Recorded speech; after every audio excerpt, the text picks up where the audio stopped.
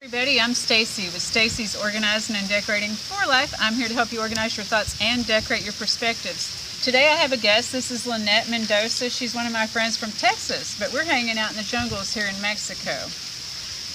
What we want to talk about today is we're talking about normalizing healing, and not just normalizing healing. We're wanting, to help people be more noticing of their traumas, because people are accepting trauma. And we want to talk about normalizing healing. So where healing is more so accepted, easy for somebody else to say. So that's our topic today. So if you like that's our topic today, please hit the like and subscribe button below.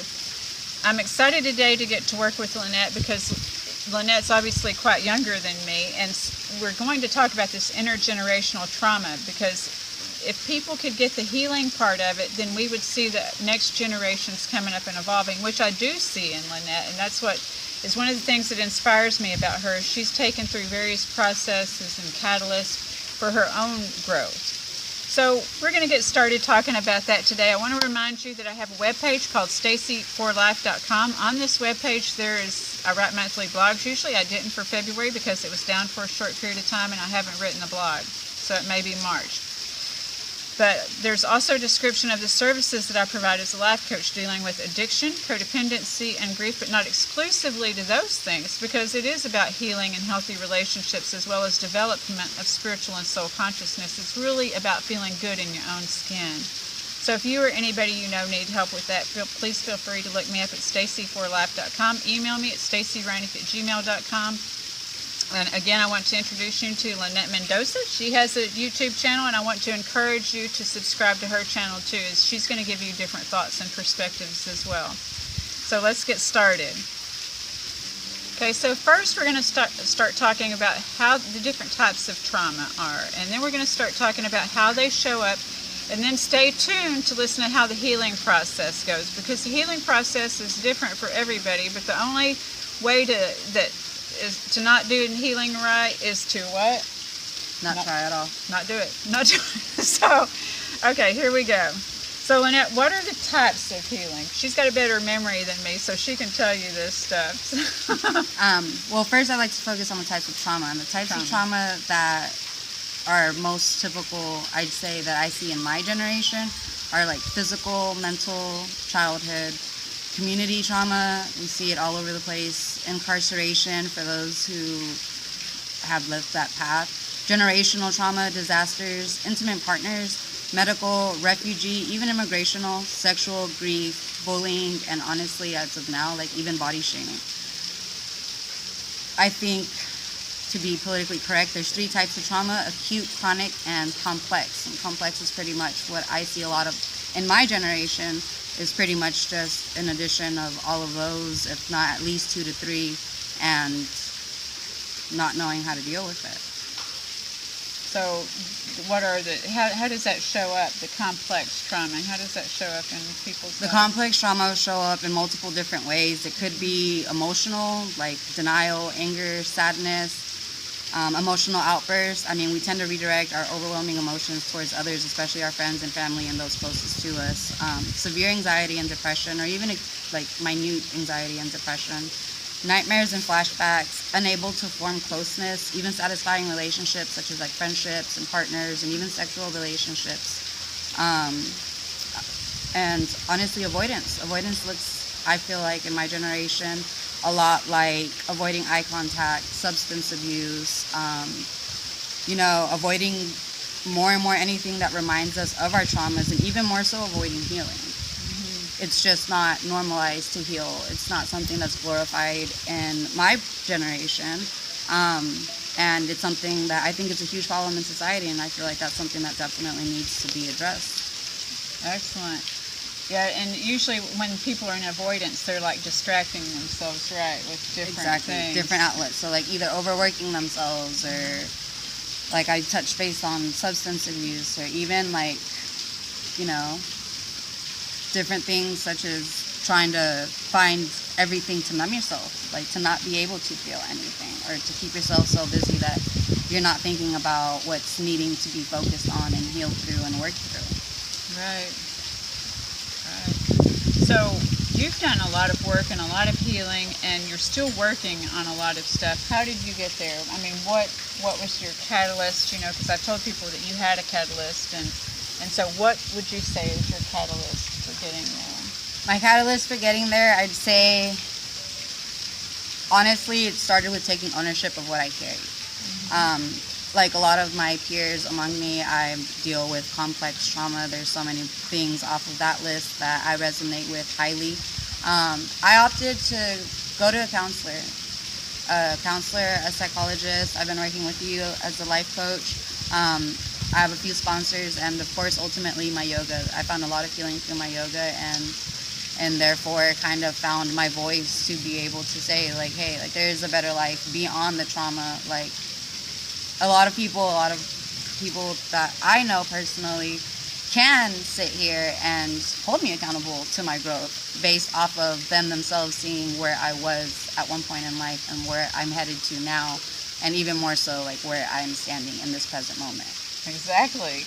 Because look, she's standing in beautiful Cancun. She's here for a yoga retreat. She was invited to come do. And, you know, I'm always trying to encourage people to get here. And sometimes when we haven't started that healing process, all we can do is sit on the couch, you know, right? Exactly. And I'd like to emphasize that, you know, healing looks different for everybody. Honestly, there's no right or wrong way to heal other than to just not try. And as I said before, ultimately the goal in healing is to take control of our lives.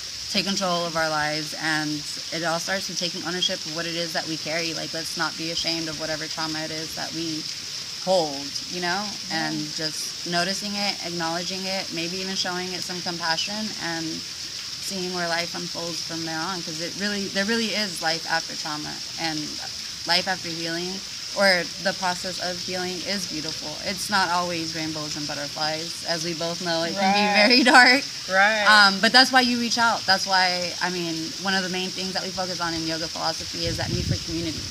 You know what I mean? Being able to reach out to myself or to Stacy, whoever you resonate with. Obviously, we're two very different individuals, so if one of us can't, I'm sure we can direct you to somebody who can help you or you can resonate with to go ahead and get the process started. And that's what I hope you guys take away from today, is that, hey, you know what? We all deal with different kind of trauma. We've all been dealt different type of shit in life. Like, how you deal with it moving forward is what really matters. Absolutely. Absolutely. And I learned so much from Lynette still too, you know, and that's the thing, is that we become teachable in the healing process. That's all it is it's just becoming teachable so that we can be reachable. And through this, like the generation after Lynette, she's going to be able to help other people too, to be able to embody themselves and their souls and what they want and desire to do. So again, you know, who would have thought, would you have thought like 5-10 years ago you'd be over here in Cancun teaching a yoga class? Absolutely fucking not. And Absolutely not. Yeah, if anybody that knows me can vouch for me, for sure. Exactly. It's not in the cards. No. At all, but like I said, there's a beautiful life after trauma, and I invite you guys to explore what that looks like. Absolutely. So, you know, like she said, it's just about taking ownership. So if you're sitting on the couch, now the reason I do these videos is that this is a time where people can feel so very alone, you know, and I want you to know that you are not alone. So if you are sitting on the couch and you're thinking that, you know, you can't overcome these things, just know I've seen her overcome so much. She's seen me overcome so much, you know, and that, you know, maybe to say we're overcoming something isn't that we've actually overcome anything. We've gotten into acceptance and the healing of it and let it be part of our story. You know, it's not about trying to dismiss our story. It's trying to be able to expose, yes, this is our story and this has been our path. But this is also our path, because sometimes people think that to have one path negates another path. Exactly. It's kind of like in yoga philosophy, we talk about the power of yes and, right? There's so much power behind the word no, but there's also even more power with the yes and. So yes, I went through all that. Yes, that is who I was. And what? And watch what I'm about to do. And this is the next chapter. And look what I blossomed to. Look what I became, right? Like I stated earlier, we've normalized trauma. There's no reason why we shouldn't normalize healing. Like, it's very much so needed. And I mean, honestly, the way I see it, the faster we start healing ourselves, the more hope the next generation after us has. Exactly. Yeah, because as I've said before, I think that this extends into the DNA, and we're all divinely connected, I believe, through this DNA. So I believe when one female heals, it allows and gives permission, because sometimes people are just waiting for permission, and you have permission to heal. We're living proof of permission to heal and still be real. You know, that's the thing, is that that's why we're saying is it's about accepting that, you know, accepting, yeah, this happened, but, you know, that makes you who you are, and it makes you real, you know, so that you too can do whatever your dreams are, to come to Cancun or to go to a mountain somewhere or to do what you want to do, but to be able to get off the couch, you know. And so we thank you for spending this time with us. Did you have any closing words?